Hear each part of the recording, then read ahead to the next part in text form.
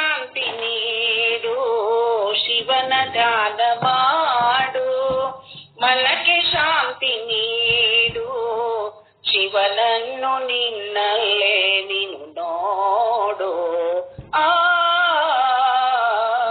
ಶಿವನನ್ನು ನಿನ್ನಲ್ಲೇ ನೀನು ನೋಡು ನಿಷ್ಠಲವೆಂಬ ಕೊಳದಿ ಮಿಂದು ವಿಮಲವೆಂಬ ಮಡಿಯನ್ನೊಟ್ಟು ನಿಷ್ಠಲವೆಂಬ ಕೊಳದಿ ಮಿಂದು ವಿಮಲವೆಂಬ ಮಡಿಯನ್ನೊಟ್ಟು ನಿರಾಕಾರ ಶಿವನ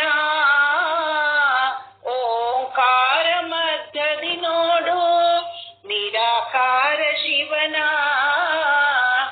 ಓಂಕಾರ ಮಧ್ಯದಿ ನೋಡು ಚಿಕ್ಕಳೆ ಎಂಬ ಒಂಬೆಳಕಲ್ಲಿ ಚಿದಾನಂದ ನೊಡಗೂಡು ತನ್ಮಯದಿ ಓಲಾಡು ಶಿವನ ಧ್ಯಾನ ಮಾಡು ಮನಕ್ಕೆ ಶಾಂತಿ ನೀಡು ಶಿವನ ಧ್ಯಾನ ಮಾಡು ಮನಕ್ಕೆ ಶಾಂತಿ ನೀಡು ಶಿವನನ್ನು ನಿನ್ನಲ್ಲೇ ನೀನು ನೋಡು ಆ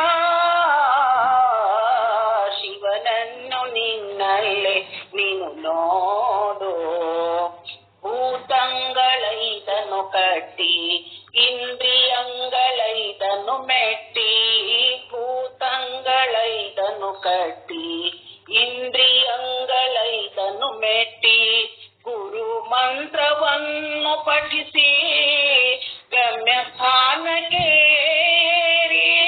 ಗುರು ಮಂತ್ರವನ್ನು ಪಠಿಸಿ ಗಮ್ಯ ಸ್ಥಾನಕ್ಕೆ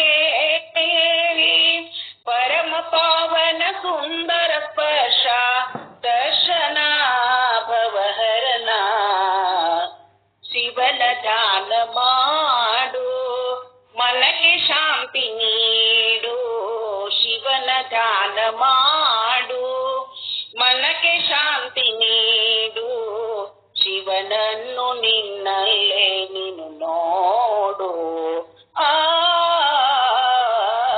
ಶಿವನನ್ನು ನಿನ್ನಲ್ಲೇ ನೀನು ನೋಡು ದೃಷ್ಟಿ ಇಟ್ಟು ಮನದಿ ನೋಡು ಗುರು ಕೊಟ್ಟ ಲಿಂಗದಿ ನೋಡು ದೃಷ್ಟಿ ಇಟ್ಟು ಮನದಿ ನೋಡು ಗುರು ಕೊಟ್ಟ ಲಿಂಗದಿ ನೋಡು ಲಿಂಗಾಂಗ ಸಮರಸವಾಗೆ ಅಂಗಾಂಗ ಲಿಂಗವು ನೋಡು ಲಿಂಗಾಂಗ ಸಮರಸವಾಗೆ ಅಂಗಾಂಗ ಲಿಂಗವು ನೋಡು ಭಕ್ತ ಮಹೇಶ ಪ್ರಸಾದಿ ಪ್ರಾಣಲಿಂಗಿ ಶರಣ ಐಕ್ಯನು ನೀನು ಭಕ್ತ ಮಹೇಶ ಪ್ರಸಾದಿ ಪ್ರಾಣಲಿಂಗಿ ಶರಣ ಐಕ್ಯನು ನೀನು ಶಿವನ ಧ್ಯಾನ ಮಾಡು ಮನಕ್ಕೆ ಶಾಂತಿ ನೀಡು ಶಿವನ ಧ್ಯಾನ ಮಾಡು ಮನಕ್ಕೆ ಶಾಂತಿ ನೀಡು ಶಿವನನ್ನು ನಿನ್ನಲ್ಲೇ ನೀನು ನೋಡು ಆ ಶಿವನನ್ನು ನಿನ್ನಲ್ಲೇ ನೀನು ನೋಡು ಆ ಶಿವನನ್ನು ನಿನ್ನಲ್ಲೇ ನೀನು ನೋಡು. ಧನ್ಯವಾದಗಳು. ಧನ್ಯವಾದಗಳು.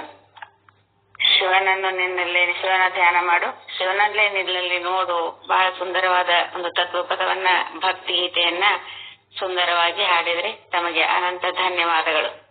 ಇನ್ನ ಪಾರ್ವತಿ ಅಲಾಚಿ ಅವರು. ಎಲ್ಲರೂ ಶರಣಾರ್ಥಿಗಳು. ಶ್ರೀ ಸರ್ಪಭೂಷಣ ಶಿವಲಿಂಗಗಳ ಬಗ್ಗೆ ಹೇಳ್ತಾ ಇದ್ದೆ. ಅವರ ಗುರುಗಳು ಶ್ರೀ ಗುರುಸಿದ್ಧ ಹೆಟ್ಟಿಗಳು ಲಿಂಗೈಕ್ಯರಾಗ್ತಾರ, ಶಿವನಲ್ಲಿ ಬೆರೀತಾರ. ಅವಾಗ ಅವರು ಶ್ರೀ ಸರ್ಪಭೂಷಣ ಶಿವಲಿಂಗಗಳು ಭಕ್ತರನ್ನೆಲ್ಲ ಕೂಡಿಸಿಕೊಂಡು ಅವರ ಸಮಾಜ ಕಾರ್ಯವನ್ನ ಮುಗಿಸ್ತಾರ. ಆಮೇಲೆ ತಮ್ಮ ಪದ್ಯದ ಕೊನೆಗೆ ತಮ್ಮ ಗುರುವಿನ ಹೆಸರನ್ನು ಶ್ರೀ ಗುರುಸಿದ್ಧ ಅಂತ ಹೇಳಿ ಅಂಕಿತವನ್ನ ಅವರು ಬರೀಲಿಕ್ಕೆ ಪ್ರಾರಂಭ ಮಾಡ್ತಾರ. ಅವ್ರ ನಂತರ ಇವ್ರ ಪಟ್ಟಕ್ಕೆ ಕೂಡಿಸ್ಬೇಕಾಗ್ತಾರ, ಇವರು ಒಪ್ಪೋದಿಲ್ಲ. ಕೊನೆಗೆ ಅವರ ಚಿಕ್ಕ ಗುರುಸಿದ್ಧ ಸ್ವಾಮಿಗಳಂತ ಇರ್ತಾರೆ, ಅವ್ರನ್ನ ಪಟ್ಟಕ್ಕೆ ಕೂಡಿಸಿ ಅವ್ರಿಗೆ ಆ ಮಠದ ಅಧಿಕಾರವನ್ನ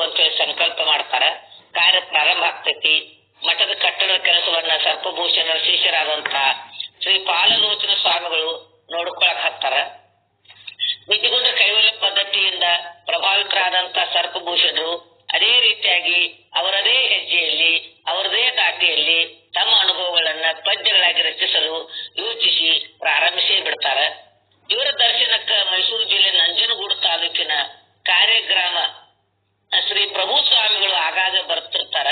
ಹೀಗೆ ಬಂದಾಗ ಒಂದು ಸಲ ಬರೆಯುತ್ತ ಕೂತಂತ ಸರ್ಪಭೂಷಣರನ್ನ ಕೇಳ್ತಾರ, ಅದೇನು ಬುದ್ಧಿ ಬರಿತಾ ಇರೋದು?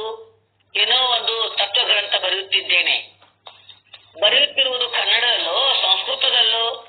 ಸಂಸ್ಕೃತದಲ್ಲಿ ಬರೆದ್ರೆ ಬಹಳ ಜನರಿಗೆ ತಿಳಿಯೋದಿಲ್ಲ ಬುದ್ಧಿ. ಬಹಳ ಜನರು ಓದಿ ಆನಂದಿಸುವ ಸಲುವಾಗಿ ಅದನ್ನ ಕನ್ನಡದಾಗ ಬರೆಯಕತ್ತೀನಿ ಅಂತ ಹೇಳ್ತಾರ. ಕನ್ನಡದಲ್ಲಾದ್ರೆ ನಿಜಗುಣಪ್ಪನವರು ಬರೆದ ಕೈವಲ್ಯ ಪದ್ಧತಿ ಕಲ್ಪವೃಕ್ಷ ಇದ್ದ ಹಾಗೆ ಇದೆಯಲ್ಲ, ಮತ್ತೆ ನೀವೇಕೆ ಬರೆಯುತ್ತಿರುವಿರಿ? ನಾನು ಬರೆಯುತ್ತಿರುವುದು ಬೇರೆ ಅಲ್ಲ ಬುದ್ಧಿ. ಆ ಕಲ್ಪವೃಕ್ಷಕ್ಕೆ ನಾನೊಂದು ಬಳ್ಳಿ ಹಬ್ಬಿಸುತ್ತಿದ್ದೇನೆ ಅಷ್ಟೇ. ಹೀಗೋ? ಹಾಗಾದ್ರೆ ಸರಿ. ನಿಜಗುಣರ ಕಲ್ಪವೃಕ್ಷಕ್ಕೆ ತಮ್ಮದು ಒಂದು ಕಲ್ಪವಲ್ಲರಿ. ಧನ್ಯ ಧನ್ಯ ಎಂದು ಸಂತೋಷ ವ್ಯಕ್ತಪಡಿಸ್ತಾರ. ಅವರು ರಚಿಸಿದ ಪದ್ಯಗಳನ್ನ ನೋಡಿ ಬಹಳ ಬಹಳ ಮೆಚ್ಚಿಕೊಳ್ತಾರ. ಬುದ್ಧಿ ಈ ಪದ್ಯಗಳನ್ನೆಲ್ಲ ತಮ್ಮ ಸ್ವಾನುಭಾವದಿಂದ, ಎಲ್ಲ ಪದ್ಯಗಳು ತಮ್ಮ ಸ್ವಾನುಭಾವದಿಂದ ಕೂಡಿದಾವ. ನಿಜಗುಣದ ಮಾರ್ಗದೊಳಗೆ ನಡೆದ್ರು ಆ ಹೆಜ್ಜೆಗಳು ನಿಮ್ಮವೇ.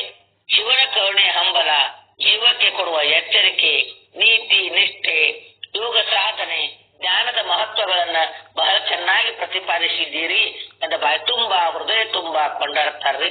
ಕೆಲ ದಿನಗಳಲ್ಲಿ ಕೈವಲ್ಯ ಕಲ್ಪವಲ್ಲರಿ ಪೂರ್ತಿವರ್ತತಿ, ತನ್ನ ಕಂದನ ಕಾಣಿಕೆಯನ್ನ ಕುಡಿಯಲಿ ತುಂಬಿಕೊಂಡಳು ಕನ್ನಡದ ಸರಸ್ವತಿ. ಹೀಗೆ ಪ್ರಭು ಸ್ವಾಮಿಗಳು ಮತ್ತೊಮ್ಮೆ ಬೆಂಗಳೂರಿಗೆ ಬಂದಾಗ ಸರ್ಪಭೂಷಣರಿಗೆ ಅನ್ನುತ್ತಾರೆ, ಬುದ್ಧಿ ತಾವು ಕನ್ನಡದಲ್ಲಿ ಒಂದು ರಚನೆ ಮಾಡಿದಿರಿ, ಹಾಗೆ ಸಂಸ್ಕೃತದಲ್ಲಿಯೂ ನೀವು ಪ್ರತಿಭಾವಂತರಿರುವಿರಿ. ಸಂಸ್ಕೃತದಲ್ಲಿಯೂ ಅದೇಕೆ ಬರೆಯಬಾರದು? ಬರೆದ್ರೆ ಬಹಳ ಕಲ್ಯಾಣವಾಗುವುದು. ಸರ್ಪಭೂಷಣ ನಗುತ್ತಾ, ಬುದ್ಧಿ ತಮ್ಮ ಅಪೇಕ್ಷೆ ಇದ್ದರೆ ಹಾಗೇ ಆಗಲಿ, ಬರೆದು ಕೊಡುತ್ತೇನೆ.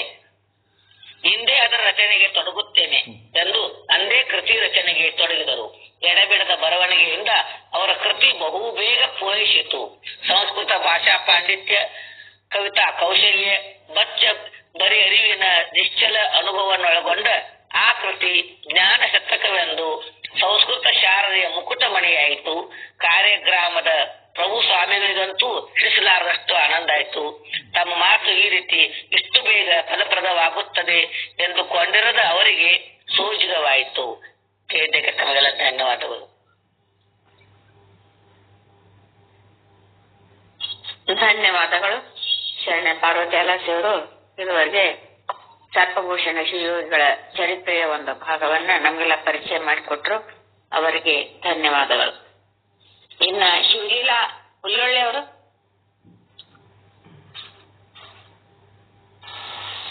ಶಿವಲೀಲಾ ಹುಲ್ಲೊಳ್ಳಿ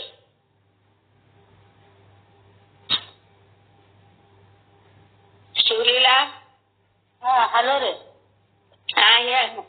ಏನ್ ಹಾಡೋದು ವಚನ ಅನ್ರಿ? ಹೇಳ, ನೀನ್ ಏನ್ ಬರ್ತದ ಹೇಳ. ನಾನು ಈಗ ಮಲ್ಕೊಂಡೇತೇನ್ರಿ, ಹಿಂಗಾಗಿ ಆಯ್ತು ಹೇಳ. ಶಂಭೋ ಶಂಭೋ ಶಿವ ಶಿವ ಮಹಾದೇವ ಹೃತ್ಕಮಲವಾಸ ಭವಪಾಶನಾಶ ಶ್ರುತ ಜನಪೋಷ.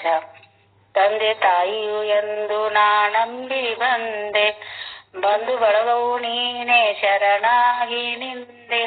ನಿನ್ನೊಲುಮೆ ಇಲ್ಲದಿರೆ ಬಾಳೆಲ್ಲ ಬರಡು, ನಿನ್ನೊಲುಮೆ ಹಾರೈಸೆ ಅದುವೇ ಜಿಂಗೂಡು. ಶಿವ ಶಿವ ಮಹಾದೇವ ಹೃತ್ಕಮಲವಾಸ ಭವಪಾಶನಾಶ ಶ್ರುತ ಜನಪೋಷ.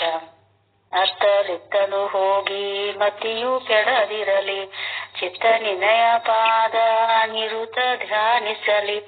ಕೇಳೆನ್ನ ಮೊಲೆಯನ್ನ ಕಾರುಣ್ಯ ಸಿಂಧು, ತಂದ ಬಾಳೆಂದೆಣ್ಣ ಹರಸಯ್ಯ ಇಂದು.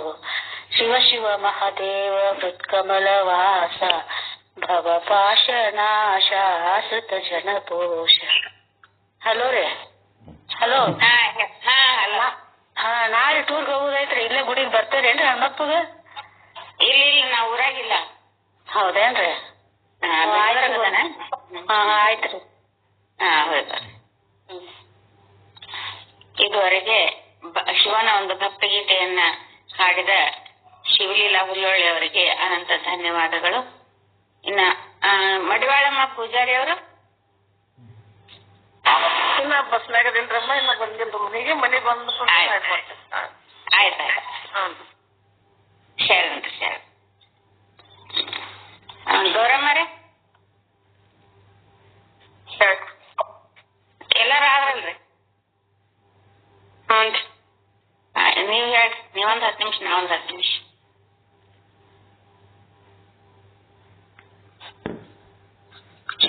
ಎಲ್ಲರಿಗೂ ನಮಸ್ಕಾರ.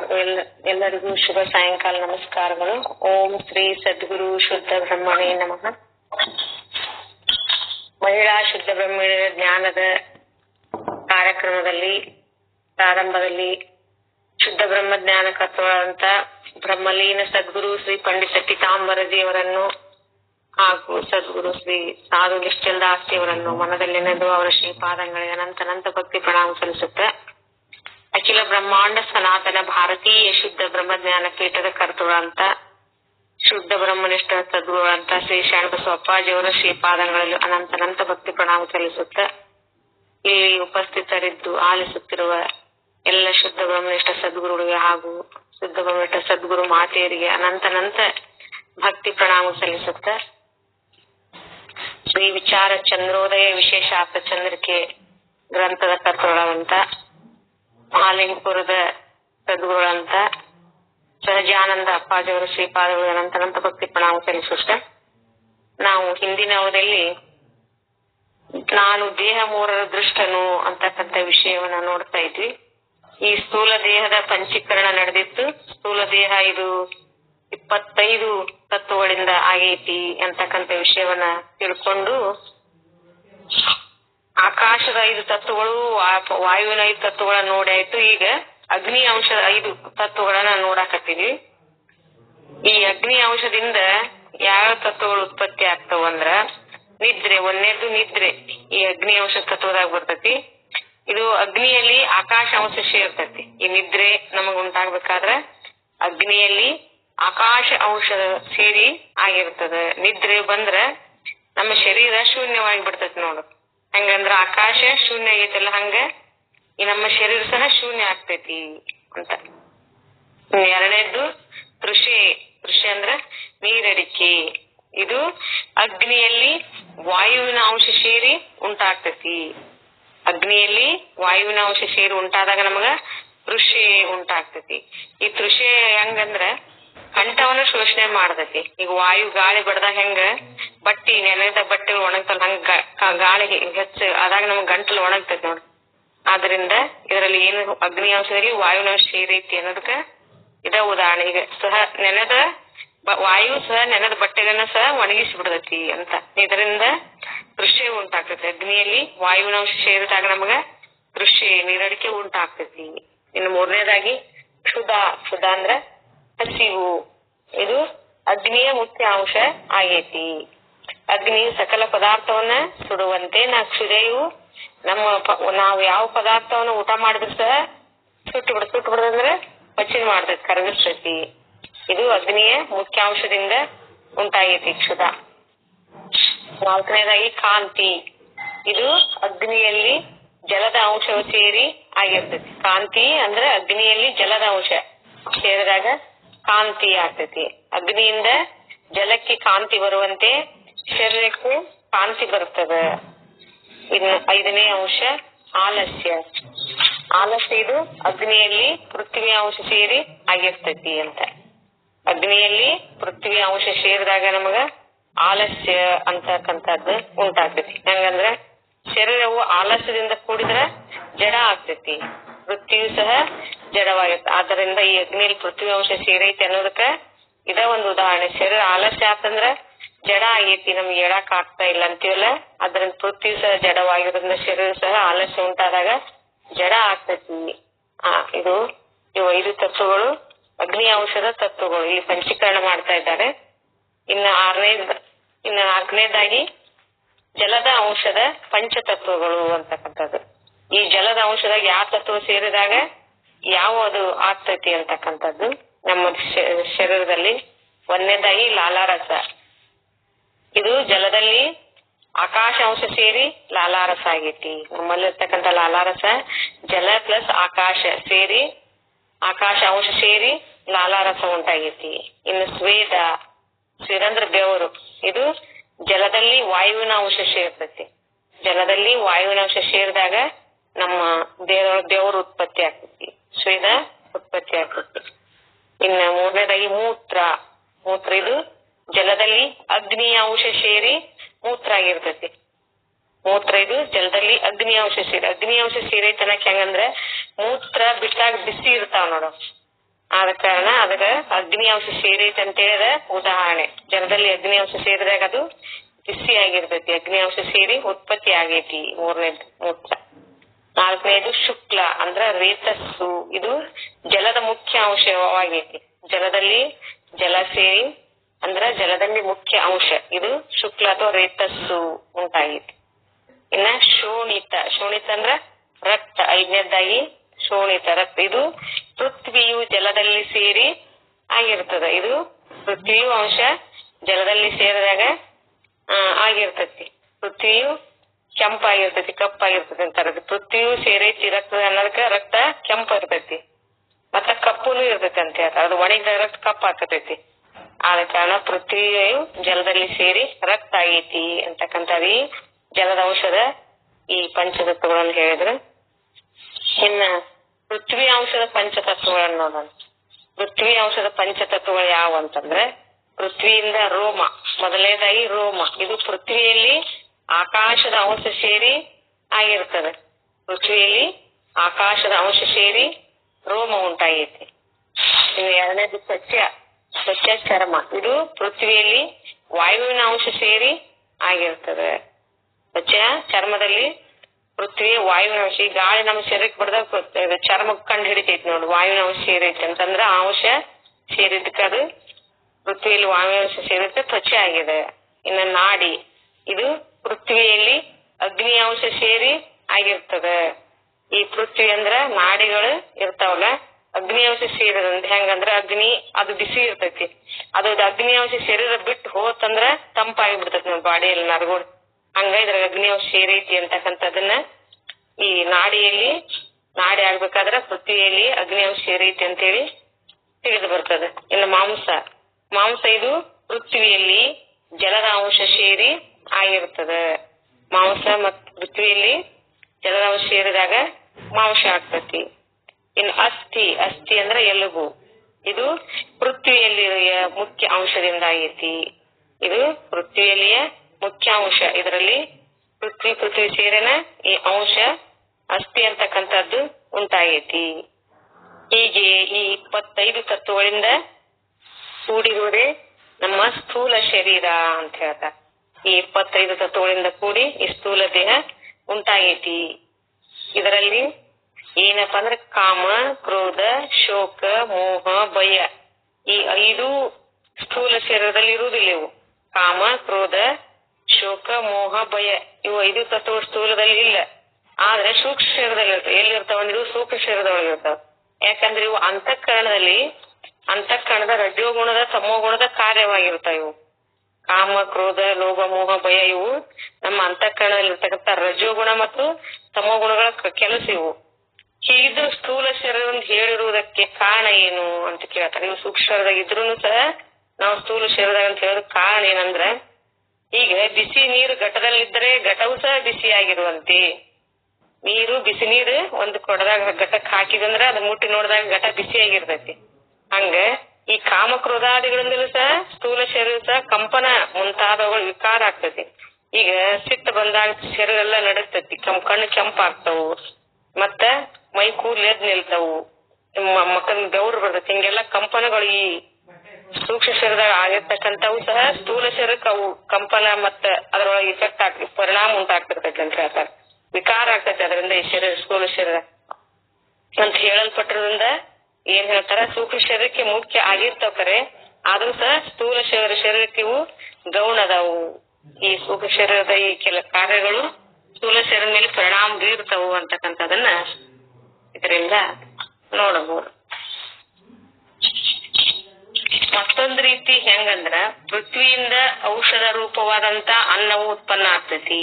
ಈ ಪೃಥ್ವಿಯಿಂದ ಆಹಾರ, ಧಾನ್ಯ, ಅನ್ನ ಉತ್ಪನ್ನ ಆಗ್ತೈತಿ, ಬೆಳಿತೈತಿ. ಈ ಅನ್ನವನ್ನ ಯಾರು ಸ್ತ್ರೀ ಮತ್ತು ಪುರುಷರು ಭುಂಜಿಸಲಾಗಿ, ಸ್ತ್ರೀ ಪುರುಷರು ಈ ಅನ್ನವನ್ನ ಸೇವಿಸ್ತಾರ. ಪೃಥ್ವಿಯಿಂದ ಬೆಳೆದಂತ ಅನ್ನವನ್ನ ಸ್ತ್ರೀ ಪುರುಷರು ಸೇವಿಸ್ತಾರ.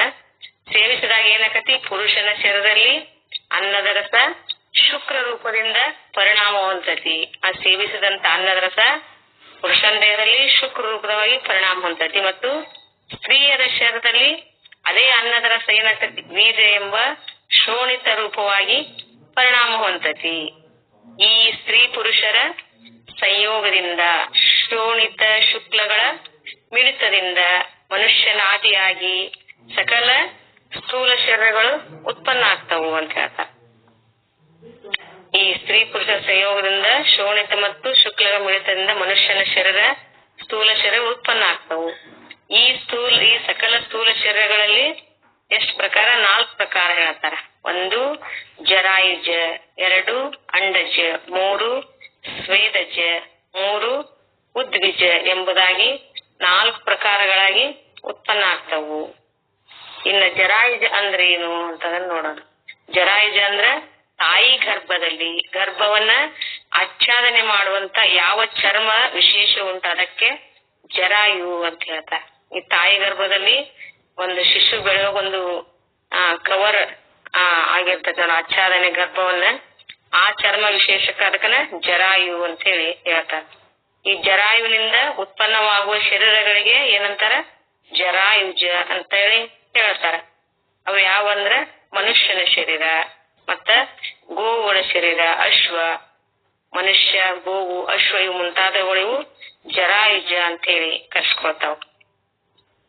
ಇನ್ನು ಅಂಡಜ ಅಂತಂದ್ರ ಅಂಡದಿಂದ ಉತ್ಪನ್ನವಾದಂತ ಶರೀರಗಳು, ಅವು ಯಾವಂದ್ರ ಇವಕ್ಕ ಅಂಡಜ ಅಂತ ಹೇಳಿ ಕರೆಸ್ಕೊಳ್ತಾವ. ಉದಾಹರಣೆಗೆ ಪಕ್ಷಿಗಳು ತತ್ತಿ ಹಾಕ್ತಾವು, ಅದರಿಂದ ಪಕ್ಷಿ ಇದು ತತ್ತಿ ಒಡೆದು ಹೊರಗೆ ಬರ್ತಾವ ಪಕ್ಷಿಗಳು. ಇನ್ನು ಸರ್ಪಾದಿಗಳು ಸಹ ತತ್ತಿಯನ್ನಿಟ್ಟು ಅದರಿಂದ ಮರಿಗಳು ಹೊರಗೆ ಬರ್ತಾವ ಅಂತ ಹೇಳ್ತಾರೆ. ಈ ಅಂಡಜಗಳಂತಂದ್ರ ಪಕ್ಷಿಗಳು ಮತ್ತು ಸರ್ಪಾದಿಗಳು ಅಂತ ಹೇಳಿ ಉದಾಹರಣೆ ಕೊಡ್ತಾರೆ. ಇನ್ನ ಸ್ವೇದಜ ಅಂದ್ರ ಉಷ್ಣತ್ವ ವಿಶೇಷ ರೂಪದಿಂದ ಸೈದದಿಂದ ಉತ್ಪನ್ನವಾಗುವಂತ ಶರೀರಗಳಿಗೆ ಸ್ವೇದಜ ಅಂತ ಹೇಳಿ ಹೇಳ್ತಾರೆ. ಉದಾಹರಣೆ ನಮ್ಗ ಹೆಚ್ಚು ತಲೆಯಲ್ಲಿ ಹೀನು, ಕೂರಿ, ಈ ಸೊಳ್ಳಿ, ಕ್ರಿಮಿ ಕೀಟಗಳು ಇವೆಲ್ಲ ಬೆವರಿನಿಂದ ಅಥವಾ ನೀರಿನಿಂದ ನಿಂತಲ್ಲೇ ಇವೆಲ್ಲ ಉತ್ಪತ್ತಿ ಆಗ್ತದೆ. ಅದಕ್ಕ ಸ್ವೇದಜ ಅಂತ ಹೇಳಿ ಹೇಳ್ತಾರೆ. ಇನ್ನ ಉದ್ಬೀಜ ಅಂದ್ರ ಭೂಮಿಯನ್ನ ಬೇರಿಸಿಕೊಂಡು ತಮ್ಮ ಬೀಜಗಳಿಂದ ಯಾವ್ಯಾವ ಶರೀರಗಳು ಉತ್ಪನ್ನವಾಗ್ತಾವ ಅವುಗಳಿಗೆ ಉದ್ಬೀಜ ಅಂತ ಹೇಳ್ತಾರೆ. ಭೂಮಿಯನ್ನ ಬೇರಿಸಿಕೊಂಡು ತಮ್ಮ ಬೀಜಗಳಿಂದ ಯಾವ ಶರೀರಗಳು ಉತ್ಪನ್ನ ಆಗ್ತಾವ ಅವುಗಳಿಗೆ ಉದ್ಬೀಜ ಅಂತ ಹೇಳಿ ಹೆಸರು. ಉದಾಹರಣೆಗೆ ತರು, ಲತಾ, ತೃಣಾದಿಗಳು ಈ ಭೂಮಿಯೊಳಗ ಇವೆಲ್ಲ ಬೀಜಗಳನ್ನ ಹಾಕಿದಾಗ ಏನ್ ಮಾಡ್ತಾವ? ಭೂಮಿಯನ್ನ ಮಳಿ ಆತಂದ್ರ ಮೇಲೆ ಭೂಮಿ ಆಳಕ್ ಹಾಕಿರ್ತಾರ. ಒಂದ್ 5 ಇಂಚ್ ತೆಳಗ್ ಹೋಗಿರ್ತಾವು. ಮೇಲೆ ಮಣ್ಣು ಹಾಕಿ ಮಳಿ ಆಯ್ತಂದ್ರ ಅವು ಕ್ರಮೇಣ ಸಾವಕಾಶ ಮಳೆ ಹೊಡೆದು ಮೇಲೆ ಭೂಮಿಯನ್ನ ಸೀಳಿ ಮೇಲೆ ಬರ್ತೈತದ ಎಲಿ, ಬೀಜ ಮೇಲೆ ಬಂದು ಎಲಿಯಾಗಿ ಆಕಾರ ತಾಳ್ತಾವ. ಇವುಗಳಿಗೆ ಉದ್ಬೀಜಗಳು ಅಂತಕ್ಕಂಥದ್ದನ್ನ ಹೇಳ್ತಾರ. ಇನ್ನ ಈ ಪ್ರಕಾರವಾಗಿ ಸ್ಥೂಲ ಶರೀರಗಳು ಉತ್ಪತ್ತಿ ಆಗ್ತಾವ ಮತ್ತು ಸಕಲ ಸ್ಥೂಲ ಶರೀರಗಳು ಏನದವಪ್ಪ? ಈ ಸ್ಥೂಲ ಶರೀರ ಉತ್ಪತ್ತಿ ಆಗ್ತಾವ. ಇವು ಏನದವಂದ್ರ ಅಸ್ಥಿತೆ 1 ಅಸ್ಥಿತೆ, 2 ಜಾಯತೆ, 3 ವರ್ಧತೆ, 4 ಪರಿಣಮತೆ, 5 ಕ್ಷೀಯತೆ, 6 ವಿನಶ್ಯತಿ ಎಂಬ ಷಡ್ಭಾವ ವಿಕಾರದಿಂದ ಕೂಡಿರ್ತಾವು.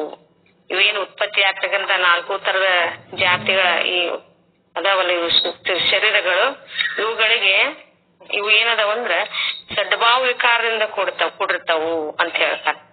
ಅಸ್ಥಿತೆ ಅಂದ್ರೆ ಏನಂದ್ರ ಮಾತೃಗರ್ಭದಲ್ಲಿ ಉಂಟೆನಿಸ್ತಕ್ಕಂತ ಪಿಂಡವೇ ಅಸ್ಥಿಯತೆ. ಒಂದು ತಾಯಿ ಗರ್ಭದಲ್ಲಿ ಒಂದು ಮೂಡಿ ಬರ್ತದಲ್ಲ ಪಿಂಡ, ಅದಕ್ಕ ಅಸ್ಥಿತೆ ಅಂತ ಹೇಳ್ತಾರ. ಎರಡನೇದು ಜಾಯತೆ ಅಂದ್ರ ತಾಯಿ ಗರ್ಭದಿಂದ ಜನಿಸ್ತಕ್ಕಂತ ಆ ಒಂದು ಪಿಂಡ ಅಥವಾ ಮಗುವಿಗೆ ಜಾಯತೆ ಅಂತ ಹೇಳ್ತಾರ. ಅದು ಪಿಂಡ ತಯಾರಾಗಿ ಮಗು ಹೊರಗೆ ಬರ್ತೈತಲ್ಲ ಅದಕ್ಕ ಜಾಯತೆ ಅಂತಂದು ಹೇಳ್ತಾರ. ಮೂರನೇದಾಗಿ ವರ್ಧತೆ ಅಂದ್ರ ಈ ಜನಿಸಿದ ಮಗು ಹಂಗ ಇರುತ್ತೆ ಅನ್ನೋದು ಬೆಳವಣಿಗೆ ಆಗ್ತಾ ಹೋಗ್ತೈತಿ, ವರ್ಧಿಸ್ತಾ ಹೋಗ್ತೈತಿ. ಅದಕ್ಕ ಜನಿಸಿದ ಮಗುವಿನ ಬೆಳವಣಿಗೆಗೆ ವರ್ಧತೆ ಅಂತಂದ್ ಹೇಳ್ತಾರ. 4ನೇದು ಪರಿಣಮತೆ ಅಂದ್ರ ಅದು ಸಮಸ್ಥಿತಿಯಲ್ಲಿ ತೋರುವುದಕ್ಕೆ ಪರಿಣಮತೆ ಅಂತ, ಬೆಳಿತಾ ವಯಸ್ಸಿಗೆ ಬರ್ತೈತಿ, ಅದಕ್ಕ ಪರಿಣಮತೆ ಅಂತ ಹೇಳಿ ಕರೀತಾರ. ಇನ್ನ 5ನೇದಾಗಿ ಕ್ಷೀಯತೆ ಅಂದ್ರ ವಯಸ್ಸಾದ್ಮೇಲೆ ಶರೀರ ಹಿಂಗ ಇರೋದಿಲ್ಲ, ವಯಸ್ಸು ಆಗ್ತಾ ಹೋದಂಗೆಲ್ಲ ಇದು ಶರೀರ ಜೀರ್ಣ ಆಗ್ತಾ ಹೋಗ್ತತಿ, ಜೀರ್ಣವಾದ ಸ್ಥಿತಿಗೆ ಬರ್ತೈತಿ, ಕ್ಷೀಣಿಸ್ತಾ ಹೋಗ್ತತಿ, ಕಣ್ಣು ಹೋಗ್ತಾವ, ಕೈ ಕಾಲು ಎಲ್ಲ ಕ್ಷೀಣ ಆಗ್ತಾ ಹೋಗ್ತತಿ. ಇದಕ್ಕ ಕ್ಷೀಣಿಸುವುದಕ್ಕ ಏನಂತಾರ?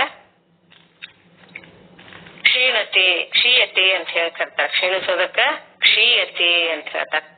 ಇನ್ನ ವಿನಶ್ಯತಿ ಅಂದ್ರ ಲಾಸ್ಟ್ ಕ್ಷೀಣಿಸಿ ಇದು ಏನ್ ಮಾಡ್ತೈತೆ ವಿನಾಶ ಒಂದು ಸ್ಥಿತಿಗೆ ಬಂದ್ ಇದಕ್ಕ ವಿನಶ್ಯತಿ ಅಂತ ಹೇಳ್ತಾರೆ. ಶರೀರ ಒಂದ್ ದಿವ್ಸ ಕಣ್ಮರೆಯಾಗಿ ಹೋಗ್ತತಿ, ಹಿಂಗ ನಾಶವನ್ನು ಹೊಂದಿ ಹೋಗ್ತತಿ, ವಿನಶ್ಯ ಅಂತಾರೆ. ಇವೇ ಷಡ್ ಭಾವ ವಿಕಾರಗಳು ಅಂತ ಹೇಳ್ತಾರೆ. ಮತ್ತು ತಾಯಿಯ ರಕ್ತ ರೂಪವಾದಂತ ವೀರರಿಂದ ರಕ್ತ ಮಾಂಸ ಚರ್ಮ ಉಂಟಾಗ್ತೈತಿ. ತಾಯಿಯಿಂದ ಏನೇನ್ ಈ ಶರೀರಕ್ಕೆ ಉಂಟಾಗ್ತೈತಪ್ಪ ಅಂತಂದ್ರ ತಾಯಿ ರಕ್ತ ಪಡೆದುಕೊಂಡಂತ ಈ ಗರ್ಭದ ಪಿಂಡದಲ್ಲಿರ್ತಕ್ಕಂಥ ಕೂಸು ಅದು ಏನಾಗ್ತತಿ, ತಾಯಿ ರಕ್ತದಿಂದ ರಕ್ತ ಮಾಂಸ ಚರ್ಮ ಈ ಮೂರು ಈ ಶರೀರದಲ್ಲಿ ರಕ್ತ ಮಾಂಸ ಚರ್ಮ ತಾಯಿಯಿಂದ ಪಡೆದುಕೊಂಡಿರ್ತತಿ. ಇನ್ನು ತಂದೆ ವೀರದಿಂದ ಅಸ್ಥಿ ಅಂದ್ರೆ ಎಲುಬು ನರ ಮಜ್ಜ ಉಂಟಾಗ್ತಾವ. ಇವು 6, 3 ತಾಯಿಯಿಂದ 3 ತಂದೆಯಿಂದ ಈ 3 ಪಡ್ಕೊಂಡು ಈ ಶರೀರ ತಯಾರಾಗ್ತತಿ. ಯಾಕೆಂದ್ರೆ ತಾಯಿಯ ವೀರವು ಕೆಂಪಾಗಿರುವುದರಿಂದ ರಕ್ತ ಮಾಂಸ ಚರ್ಮ ಕೆಂಪಾಗಿರ್ತಾವು. ತಂದೆಯ ವೀರ ಬಿಳುಪಾಗಿರೋದ್ರಿಂದ ಬಿಳುಪಿನ ಅಂಶಗಳು ಅಸ್ಥಿ ಎಲುಬು ಬಿಳಿ ಇರ್ತೈತಿ, ನರ ಮಜ್ಜ ಇವೆಲ್ಲ ಬಿಳುಪಾಗಿರ್ತವೆ 3. ಇವಕ್ಕ ಷಟ್ ಕೌಶಿಕ ಅಂತ ಹೇಳಿ ಹೇಳ್ತಾರೆ. ಇಷ್ಟು ಈ ಶರೀರ ಸ್ಥೂಲ ಶರೀರದ ಪಂಚೀಕರಣವನ್ನ ಇಲ್ಲಿ ತನ ನೋಡ್ಕೊಂಡ್ ಬಂದ್ವಿ. ಉಳಿದ ವಿಷಯಗಳನ್ನ ಮುಂದಿನ ಅವಧಿಯಲ್ಲಿ ವಿವರಿಸಿ ತಿಳಿದು ನೋಡೋಣ ಅಂತ ಹೇಳ್ತಾ ನನ್ನ 4 ವಾಕ್ ಪುಷ್ಪಗಳನ್ನ ಸದ್ಗುರುನ ಶ್ರೀ ಶರಣಗೆ ಅರ್ಪಿಸಿ ನನ್ನ ವಾಣಿಗೆ ವಿರಾಮ ನೀಡ್ತೀನಿ. ಓಂ ಶಾಂತಿ ಶಾಂತಿ ಶಾಂತಿ. ಇನ್ನೊಂದ್ 6 ನಿಮಿಷ ಉಳಿಸಿದ್ರಲ್ಲ ನನಗ. ಇದುವರೆಗೆ ಶುದ್ಧ ಬ್ರಹ್ಮಿಣಿ ಗೌರಮ್ಮ ತಾಯಿಯವರು ಈ ಶರೀರದ ಒಂದು ರಚನೆ ಪಂಚಭೂತಗಳಿಂದ ಏನೇನಾಗ್ತದೆ, ಏನೇನ್ ಕೂಡಿ ಏನೇನಾಗ್ತದೆ ಅಂತ ತಿಳಿಸಿದ್ರು. ಅಗ್ನಿ ವಾಯು ಸೇರಿ ತೃಷೆ, ಅಗ್ನಿ ಮುಖ್ಯದ ಅಂಶ ಕ್ಷುದೆ, ಅಗ್ನಿ ಮತ್ತು ಜಲ ಸೇರಿ ಕಾಂತಿ, ಅಗ್ನಿ ಮತ್ತು ಪೃಥ್ವಿ ಸೇರಿ ಆಲಸ್ಯ, ಮತ್ತೆ ಜಲತತ್ವದೊಳಗ ಜಲ ಮತ್ತು ಆಕಾಶ ಸೇರಿ ಲಾಲಾರಸ ಆಗ್ತತಿ, ಜಲ ಮತ್ತು ವಾಯು ಸೇರಿ ಬೆವರು ಉಂಟಾಗ್ತತಿ, ಜಲ ಮತ್ತು ಅಗ್ನಿ ಸೇರಿ ಮೂತ್ರ ಆಗ್ತತಿ, ಜಲ ಮತ್ತು ಜಲದ ಅಂಶನ ಜಲದ ಮುಖ್ಯ ಅಂಶ ರೇತಸ್ ಆಗ್ತತಿ, ಜಲ ಮತ್ತು ಪೃಥ್ವಿ ಸೇರಿ ಶೋಣಿತ ರಕ್ತ ಆಗ್ತತಿ. ಇನ್ನ ಪೃಥ್ವಿಯ ಅಂಶಗಳು ಪೃಥ್ವಿ ಮತ್ತು ಆಕಾಶ ಸೇರಿ ರೋಮ ಅಂದ್ರೆ ಕೂದಲುಗಳಾಗ್ತಾವು. ಇನ್ನ ಪೃಥ್ವಿ ಮತ್ತು ವಾಯು ಸೇರಿ ತ್ವಚೆ ಉಂಟಾಗ್ತತಿ. ಪೃಥ್ವಿ ಮತ್ತು ಅಗ್ನಿ ಸೇರಿ ನಾಡಿಗಳಾಗ್ತಾವು.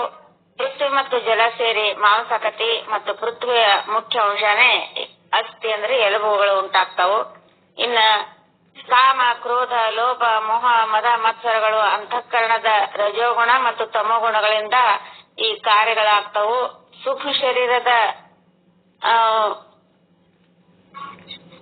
ಈ ಸ್ಥೂಲ ಶರೀರಕ್ಕ ಪರಿಣಾಮ ಬೀರ್ತಾವು. ಇನ್ನ ಪೃಥ್ವಿಯಿಂದ ಅನ್ನದಿಂದ ಈ ಸ್ತ್ರೀ ಪುರುಷರು ಅನ್ನವನ್ನು ಸೇರಿಸಿ ಪುರುಷರೊಳಗ ಆ ಅನ್ನದ ರಸ ಶುಕ್ರವಾಗಿ ಪರಿಣಮಿಸತಿ, ಸ್ತ್ರೀಯರೊಳಗ ಶೋಣಿತವಾಗಿ ಪರಿಣಮಿಸತಿ. ಇವೆರಡರ ಸಂಯೋಗ ಆದಾಗ ಅಲ್ಲಿ ಜೀವರ ಸ್ಥೂಲ ಶರೀರಗಳು ಉತ್ಪನ್ನ ಆಗ್ತಾವು. ಈ ಸ್ಥೂಲ ಶರೀರಕ್ಕ 4 ಪ್ರಕಾರದ ಈ ಜೀವರಾಶಿಗಳನ್ನ ಹೇಳ್ಯಾರ. ಜರಾಯಜ, ಶ್ವೇತಜ, ಉದ್ವಜ ಮತ್ತು ಅಂಡಜ. ಈ ಶರೀರಕ್ಕ ಷಟ್ ವಿಕಾರಗಳದಾವು.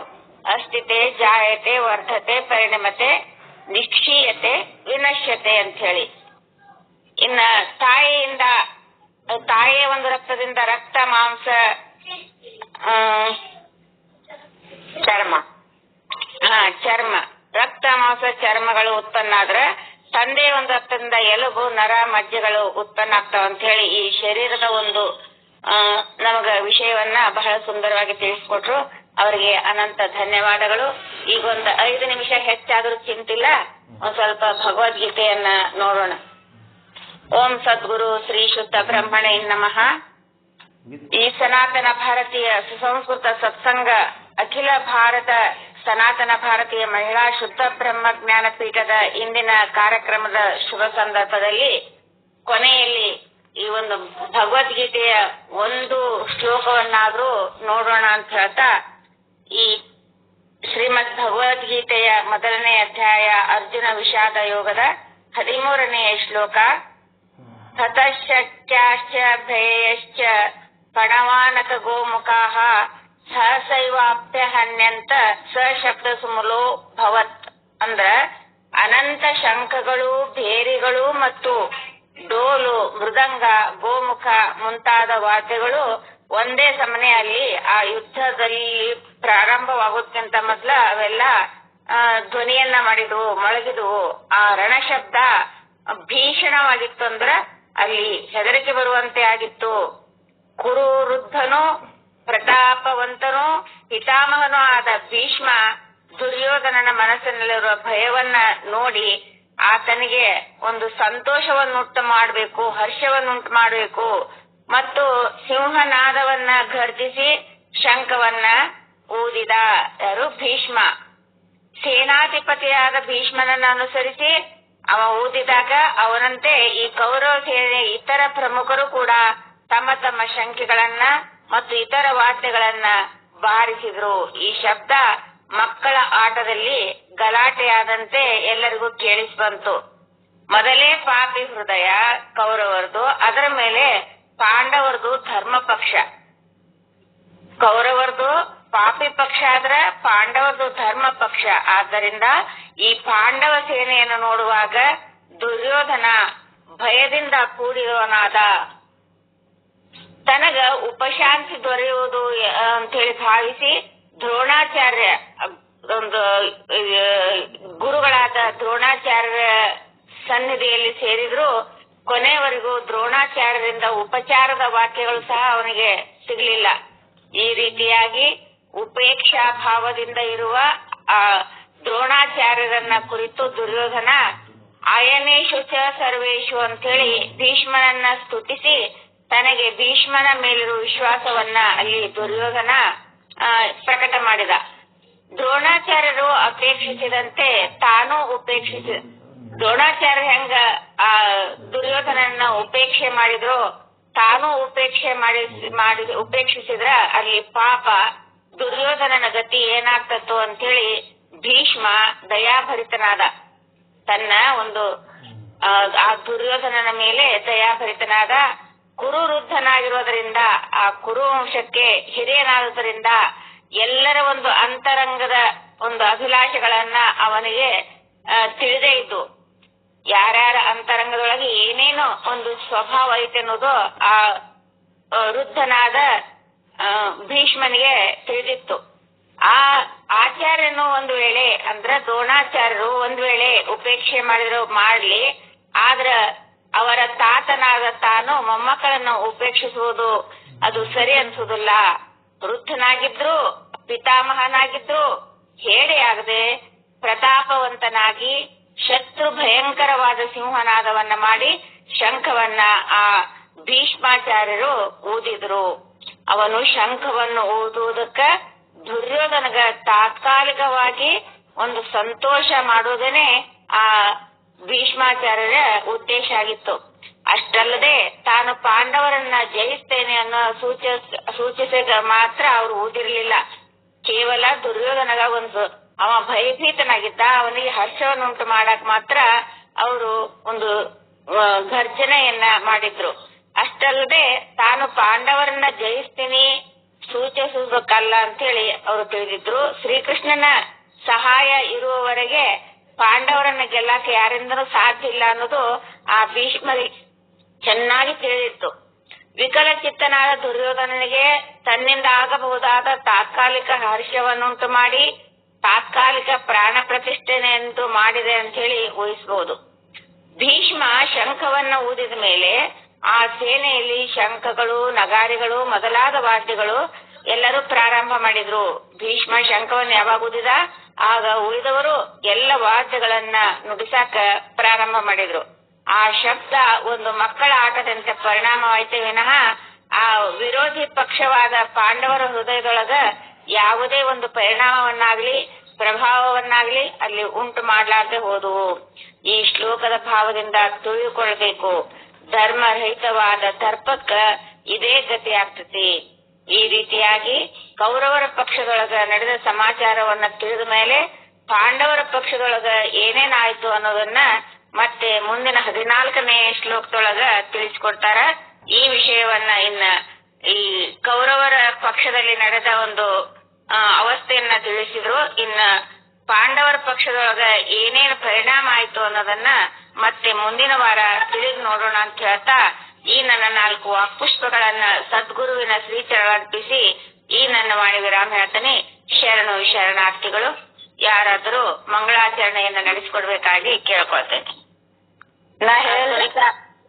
ಸುನೀತಾ ಕಂಬಿಯವರಿಂದ ಮಂಗಳಾಚರಣೆ.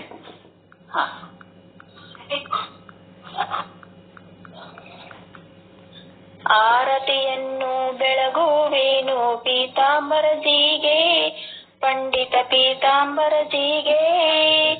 ಸರ್ವಶಾಸ್ತ್ರ ಬಲ್ಲ ಮಹಾ ಸರ್ವಜ್ಞ ಮೂರ್ತಿಗೆ. ಬಾಲಬೋಧೆ ಶ್ರೀ ಚಂದ್ರೋದಯ ರಚಿಸಿದಾತನಿಗೆ, ವಿಚಾರ ಸಾಗರ ಇಂಗಿತ ತಿಳಿಸಲು ಟಿಪ್ಪಣಿ ಬೋಧಿಪಗೆ. ಆರತಿಯನ್ನು ಬೆಳಗುವೇನು ಪೀತಾಂಬರಜಿಗೆ, ಪಂಡಿತ ಪೀತಾಂಬರಜಿಗೆ. ಸರ್ವಶಾಸ್ತ್ರ ಬಲ್ಲ ಮಹಾ ಸರ್ವಜ್ಞ ಮೂರ್ತಿಗೆ. ವೃತ್ತಿ ಪ್ರಭಾಕರ ಸಾರವನರಿತ ಪರತರ ಪಂಡಿತಗೆ, ವೃತ್ತಿ ರತ್ನಾವಳಿ ಕೃತಿಯನ್ನು ಪ್ರಕಟಿಪ ಮಹಾಮಹಿಮೆಗೆ. ಸಂಸ್ಕೃತವರಿಯದ ಸಾಧಕ ಜನರಿಗೆ ಕರುಣೆಯ ತೋರಿದವಗೆ, ಪಂಚದಶಿ ಮಹಾಗ್ರಂಥವ ಹಿಂದಿ ಭಾಷೆಯೊಳು ಬರೆದವಗೆ. ಆರತಿಯನ್ನು ಬೆಳಗುವೇನು ಪೀತಾಂಬರಜಿಗೆ, ಪಂಡಿತ ಪೀತಾಂಬರಜಿಗೆ. ಸರ್ವಶಾಸ್ತ್ರ ಬಲ್ಲ ಮಹಾ ಸರ್ವಜ್ಞ ಮೂರ್ತಿಗೆ. ಸರ್ವಶಾಸ್ತ್ರ ಬಲ್ಲ ಮಹಾ ಸರ್ವಜ್ಞ ಮೂರ್ತಿಗೆ. ಓಂ ಪೂರ್ಣಮದ ಪೂರ್ಣಮಿದಂ ಪೂರ್ಣಾತ್ ಪೂರ್ಣಮುದಚ್ಯತೆ ಪೂರ್ಣಸ್ಯ ಪೂರ್ಣಮಾದಾಯ ಪೂರ್ಣಮೇವಾವಶಿಷ್ಯತೆ.